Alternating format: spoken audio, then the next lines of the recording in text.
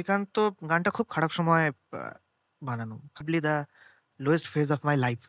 আক্রোপলিস entertainment, Abir da, Satyaki da, Sunny দা।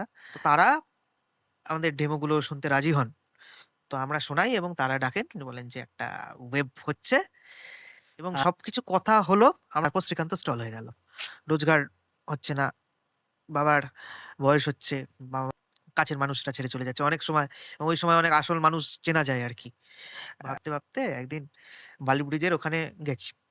ঝাঁপ দেবো বলে গেছি। আসল হচ্ছে তো ওই রিদমে তুং দুং চিক তুং তুং একটা রিদম মাথায় আসছে আর একটা সুর মাথায় আসছে। তো রেকর্ড করে দিলাম।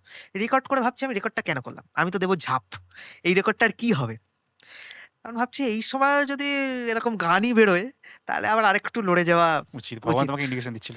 তো গানটা তৈরি হয় এবং ওই গানটাই আমাকে নাও এবং এই ভার্শনটা YouTube এ আছে।